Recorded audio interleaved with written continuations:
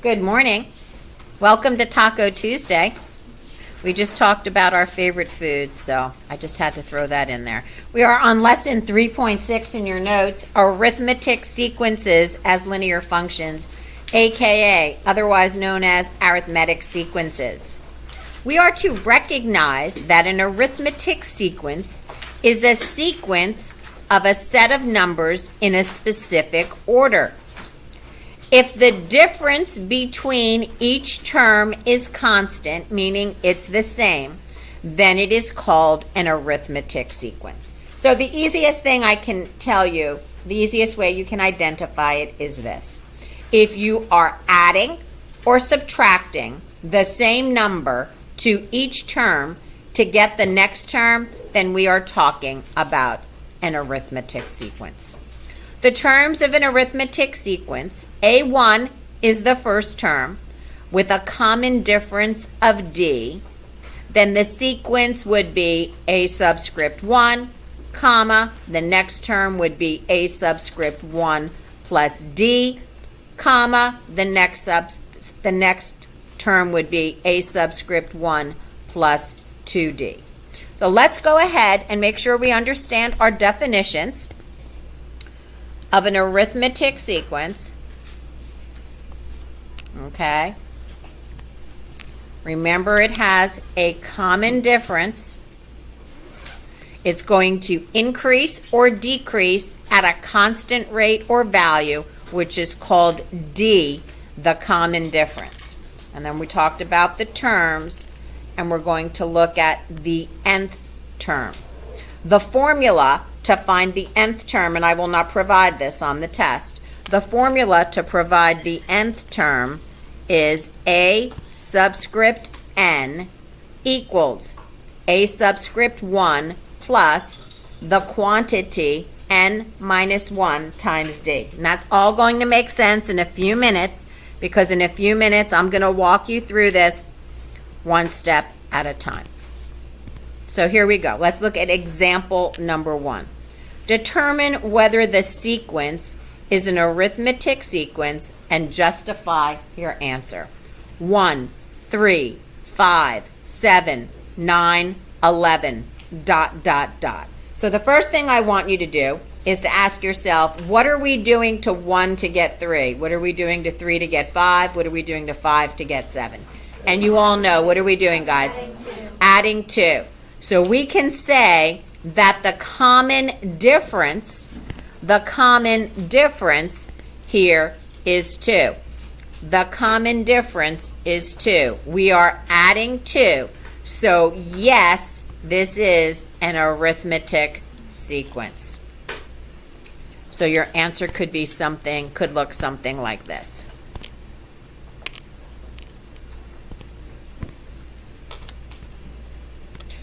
All right, well, let's get that. We don't really need it to be that thick, do we? Well, let's take care of that.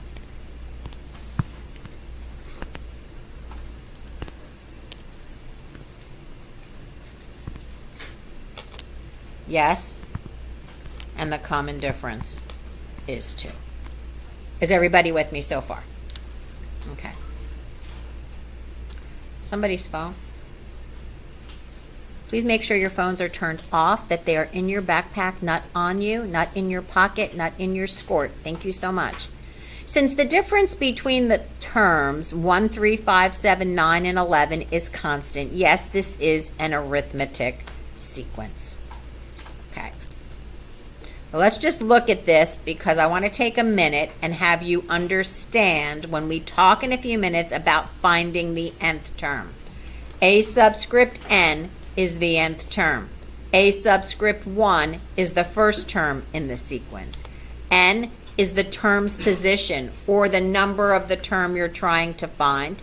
And D is the common difference. So we're going to use this formula in a few minutes. But let's just go ahead and let you guys do 1 and 2. Determine whether each sequence is an arithmetic sequence. Write yes or no. And I'm going to ask you to tell me if it's yes, tell me what the common difference is. Is everyone with me? We're going to do 1 and 2. If you guys need calculators, you can use calculators. Mine has gone missing again.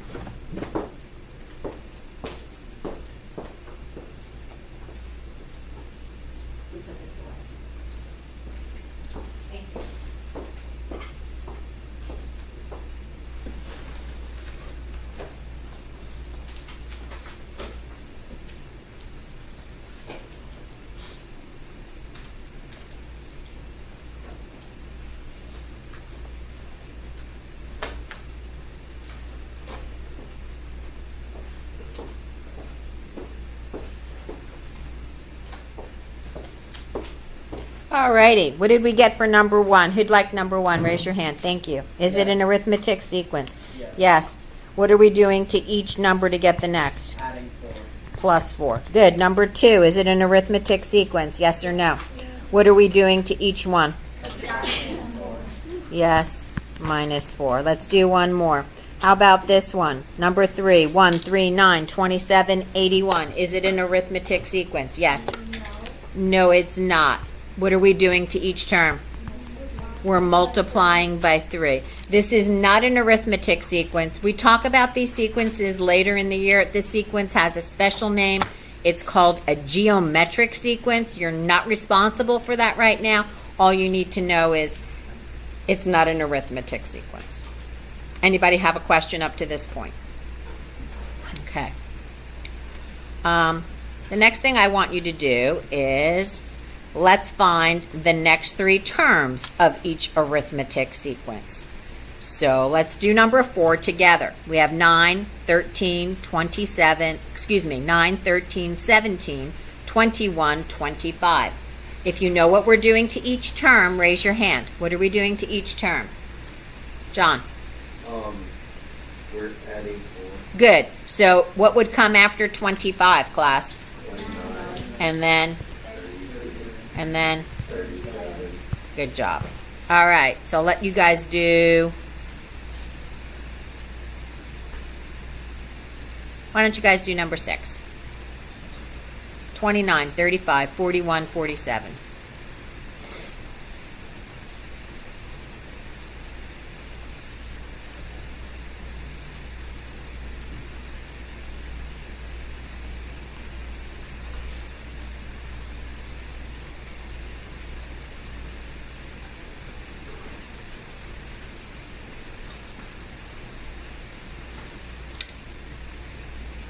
All right, when you have an answer, raise your hand. Give me the next 3 terms. Someone who hasn't answered a question yet? Yes, right here. Thank you. 53, 59, and 60. Okay, so what were we adding to each one? 6? 53, 59, 65. Does anybody have a question?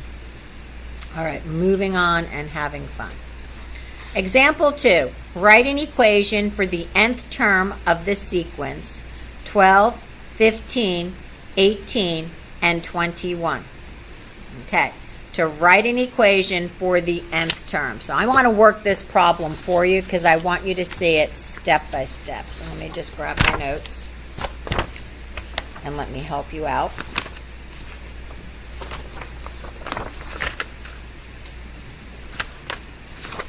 So let's work this together. You have it in front of you. You can add steps as we go through it. Okay?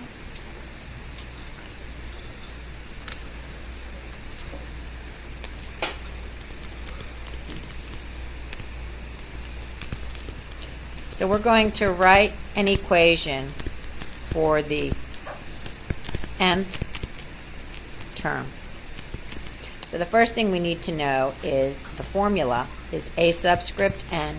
Somebody's phone is going off.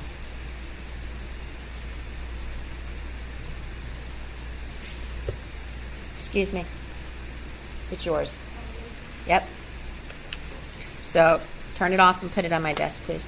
A subscript n is equal to the first term plus d times the quantity n minus 1.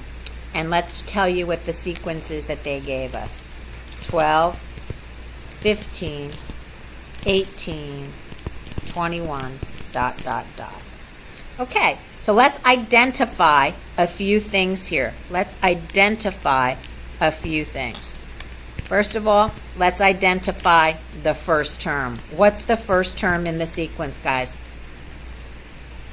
12. What's D, the common difference, guys? 3.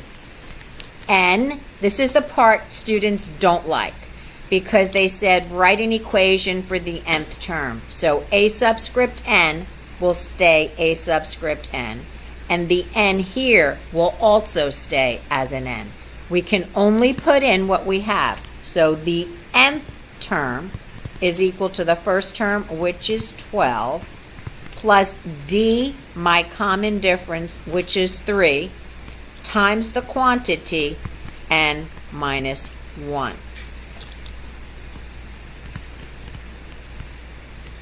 So we plugged in our values. Now we're going to use the distributive property. Are you with me? And so now the nth term becomes 12 plus 3 times n is 3n minus 3 times 1 is 3. Now we want to add like terms. And what we have here is the nth term is equal to 3n plus 9 or 9 plus 3n. Both of those are totally correct. Are you with me? So what you've got here is you've got a shortcut or an easy way of finding. So if I said to you, what's the 100th term? You're not adding 3 and keep on going until you hit the 100th term. Okay? So let's see. Let's just go and expand the problem. Let's tell you to find the 60th term of this sequence. Now you've already got the formula before you that the nth term is equal to 3n plus 9, so there's no need to do the problem again. Is everyone following me? So the 60th term is equal to 3 times 60 plus 9, or what's the 60th term in the sequence going to be, class? 189. Are there any questions? All right, let's let you guys try one. So here we go. Let's go back to our notes. Write an equation for the nth term. So why don't you guys do number 7? Number 7. Write an equation for the nth term of each arithmetic sequence. And I'm going to freeze it. You won't see it, but people following on the video will. So I write my first term down. Then I'm going to find my common difference. And then I'm going to plug everything in to my formula.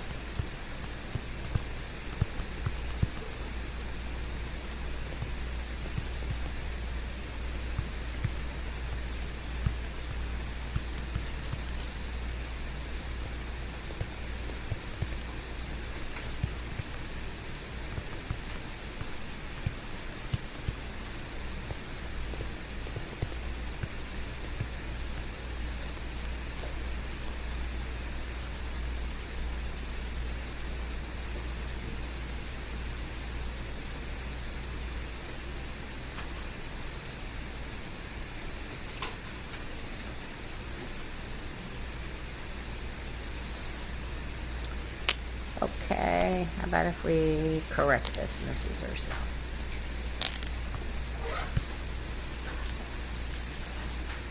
So those of you following along, you can see that I caught a mistake and I am now correcting it. Those of you that are still on the frozen screen, don't worry about it because you didn't see my mistake.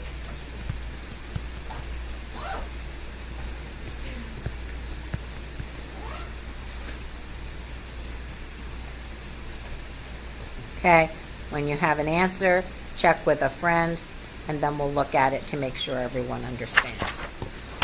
Anybody have a question?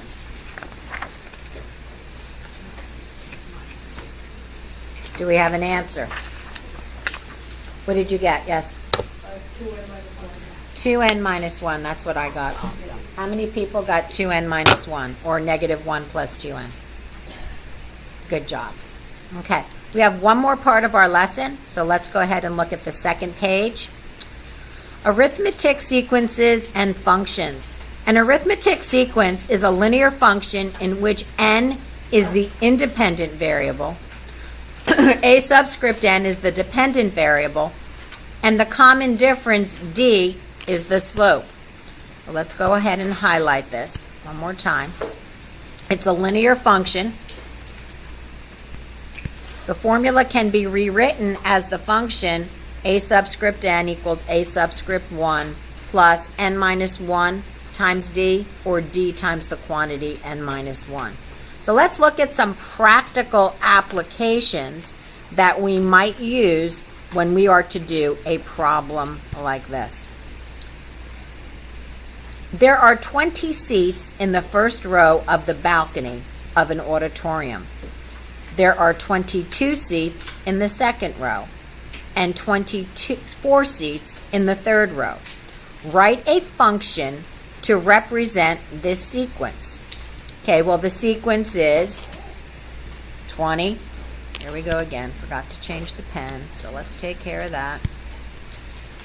It's going to be 20, 22, and 24. Are y'all with me? Yes? So we know that those are the way that rows, the seats in the balcony are going. They're increasing. In the balcony, each row is increasing by 2. My common difference here is 2. To find the function, what we do is we use the a subscript n formula. A subscript n is equal to the first term plus n minus 1 times d.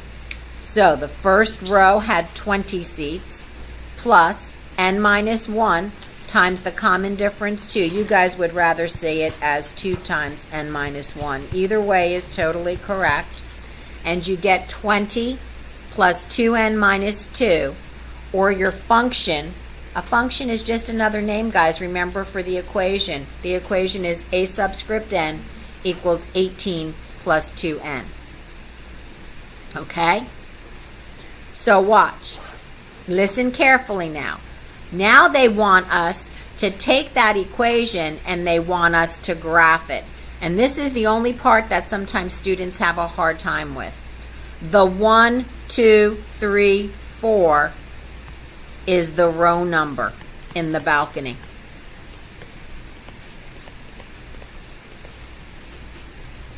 It's the row number, no, excuse me. It's the number of the term, which is also the row number. Okay. It's the number of the term. So, the first term in my sequence was what? Let's go back here. What was the first term? What was the second term? What was the third term? Good job. So, the first term was 20. The second term was 22. The third term was 24. So the fourth term must be 26. And this is what your graph would look like. How about if we try one together? Yes? Why is it a dotted line? I'm not really sure why they made it a dotted line and not a solid line, because I make it solid. So I'd say the line should be solid. I'm not sure if I missed something or what, but they did. Okay?